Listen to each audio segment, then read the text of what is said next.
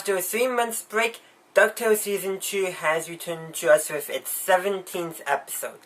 I'm John Barry, and welcome to my review of DuckTales Season 2, Episode 17, Whatever Happened to Donald Duck. So previously in the series we had the episode Whatever Happened to Donald Duck, where we explore that mystery fully and we actually figure out what happened to her. In this episode, because at the end of... it wasn't Whatever Happened to Donald Duck, but another very Donald Duck-centric episode, the one where she actually gets home. Donald Duck, he actually ends up on the moon, and basically this episode explores what happened to him there.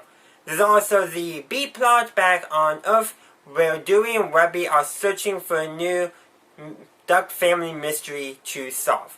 They want something to new. Now they've solved the Spear of Selene, they want a new mystery to solve. And before I get into that, let's focus mostly on Donald Duck. So pretty much we learned that the moon is preparing to invade the Earth. That's essentially what we find out about that situation. And Donald Duck is a prisoner. Nobody on the moon can understand him. So the moon general, whose name I forgot, basically every time Donald Duck says something, he just says something that will cause the moon people to distrust the Earth even more. And that goes on and on. But we do see that the character Lieutenant Penumbra doesn't support the moon's invasion of the Earth. She does not. She knows it's clearly false.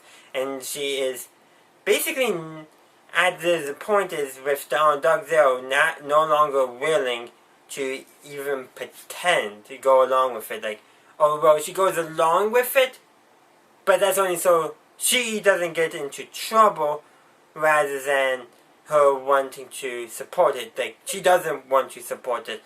She enlists Donald to get Donald to help her sabotage the invasion. It goes as well as you might expect, but we do learn that the Moon General has been preparing this for a long, long time. Like, longer than Lieutenant Penumbra realized.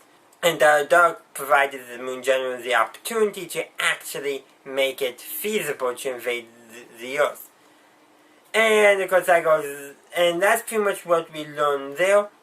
But the word I'm looking for is, they actually do, despite the characters being on two separate celestial bodies, they do bring the two plots together, which I thought was an excellent manner of storytelling. Like despite being totally isolated, the stories come together. So basically, let's now hop back to Dewey and Webby and their search for a new family mystery, because they're trying to find random stuff, one of which Scrooge McDuck actually already solved. I forget exactly what it was, something to do with a piece of armor. But, so they couldn't do that. And of course, Scrooge is telling them that you can't seek out adventure finds you.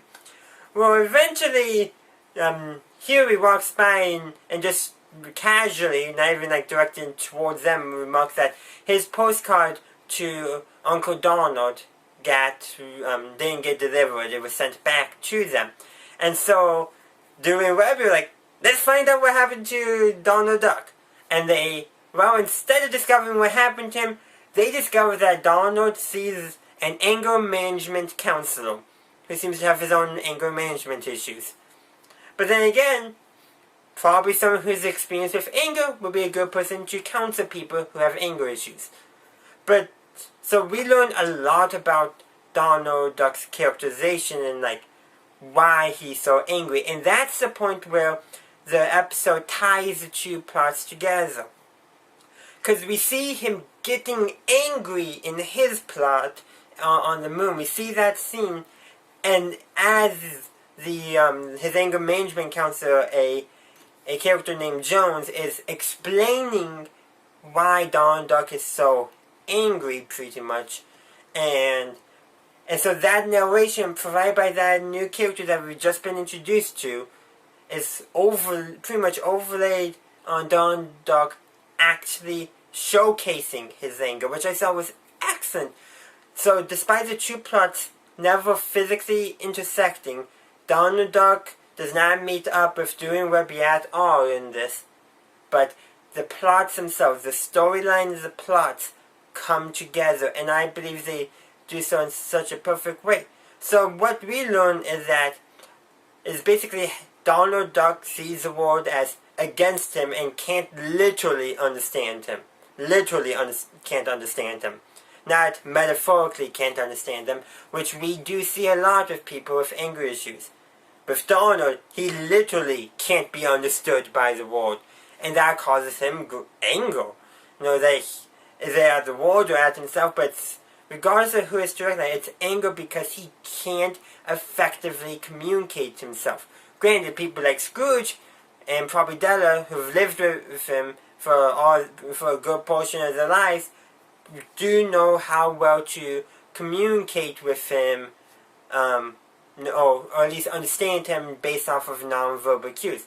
I recently rewatched the episode, The Most Dangerous Game Night, and that's actually commented on by Webby that, and she basically says to Dewey that, in that episode, that Scrooge, by going on with so many adventures with Donald, would eventually be able to pick up on all of Donald Duck's non-verbal cues. They were playing charades.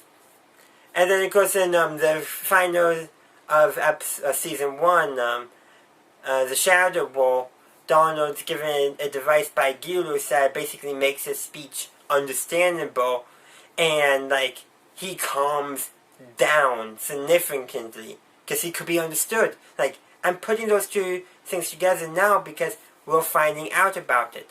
But another thing we do learn about, which we see play in his plot, so we learn from his anger management counselor that we also are then seeing that basically that Huey, Dewey, and Louie mean everything to him. He sought the anger management counseling because he wanted to be the father figure they needed. He wanted to be a good parent to them, especially because their mother was missing.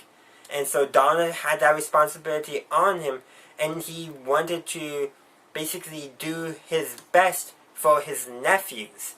And so basically he seeks out the anger management counseling because of that. And then, of course, he basically, while he still gets angry, he's able to channel his anger into a protective rage of sorts, you know. It basically uses his anger to help protect his nephews. His boys, as he often calls them. We do see that.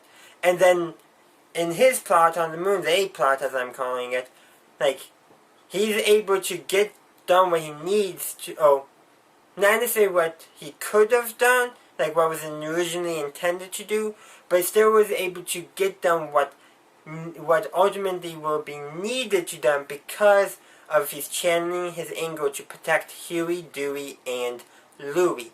He channels it. He's able to basically, maybe not defeat the Moon General, but he's able to overcome, to not be defeated himself. And that's the key, because he's able to not be defeated by the Moon General, which means he's able to head back to Earth to warn them. Now, how will that go? That remains to be seen.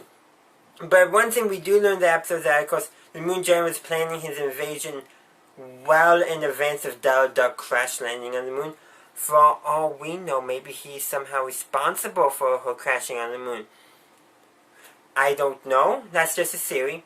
A television show theory, if you will, that has no evidence, but it's possible. But, so, I lost my train of thought, though. But one of the Moon, okay, got it back. So one of the Moon General's attempt was essentially just to fire Moon soldiers at the Earth in basically capsules. Basically, not very safe, and that basically is something that no one could survive. Donald Duck takes one of those, is basically his final prototype version that he's abandoned because now they got a Spear-Celine design. Donald Duck gets in one of those and flies off to the Earth. And we see that scene. There's some homages there to 2001 A Space Odyssey in the visual department especially, which I thought was kind of interesting to do in that scene. But, yes, they did that, and that was good homage. There was a space theme going on. I don't know if there was any musical cues. I'm not the person you can look to if you want analysis of the music part of television shows and all that. There's other people out for that, I'm sure. But yes, the visuals themselves were an homage, a reference, if you will, to 2001: A Space Odyssey. What's the word I'm looking for? Is that, but, okay, so before Don does that, he's able to get a call to Scrooge. And Scrooge gets it. And basically Scrooge thinks that Donald said that he'll be back in a month. I'm pretty sure when Don said moon, Scrooge heard month. Granted, it was only a message that Scrooge received, but that still remains. So they know he's coming back. They just got it off by a full moon, if you will. Pun fully intended. And actually that's quite neat. Because moon and month are very closely related linguistically, I believe. I'm not sure if it is in the English language, but definitely in some other languages, very closely related. Because a month is approximately the time it takes the moon to make one orbit around the Earth. That's actually about 28 days, the length of February. You see why the lunar and the solar calendars and the months are not quite the same. There's a reason why, because the moon does not make 12 orbits around the Earth in a year. It's like 12.5, something like that. But other people can talk about calendars. But I do like that Scrooge's misunderstanding of Donald does make some sense because of the close relation between the moon and months. That is a very nice correlation though, and I don't know if it was intended because that's so ingrained in the English language, but it was a good one nevertheless that I could. Whether it be purposefully put in there by the writers or just coincidence and result of how those two words are related. And that's actually pretty much all I have for you today. I could go more into, the moon's invasion of the Earth plans, but you know what? We're focusing mainly on the characters here, and this was a Donald episode. We learn what makes Donald tick, and it's pretty much his anger and his love of Huey, Dewey, and Louie. Those are the two things that make Donald tick. Now the only question is how long before Donald Duck, because we know he gets back to the Earth, because that is shown. The question is, how long does it take for him to meet back up with his family? That is what remains to be seen, and I'm pretty sure it's going to be addressed within 2 episodes. I can see the next episode being a Glumgold episode because some of the promos are featuring Glumgold a lot. So I'm thinking the next episode after this is going to be a Glumgold episode, and the episode after that I'm thinking is when we're going to return. So thank you for watching my review of DuckTales, Whatever Happened to Donald Duck. If you enjoyed this episode, please leave a like, and if you want to see more of my DuckTales 2017 Reboot reviews, please consider checking out the playlist that will be in the end screen and should be in the cards as well. Besides that, I also have some Star Wars content if you would like to go check that out. And consider checking me out on social media, subscribing to my channel, all the stuff every YouTuber throws in at some point in their video to increase engagement. And actually, speaking of engagement, I would love to talk with you guys. Let me know your thoughts on what did I say there? On this episode in the comment section down below. Anything really, any of the points I brought up, some point I didn't bring up and you think should be important to note for this episode, I would love to hear from you. But besides that, I have nothing else to say, but thank you for watching, and consider supporting me on Patreon. And as always, have a good day, a good night, wherever you are. May the Force be with you, always. Even though this isn't a Star Wars episode, I still like saying it.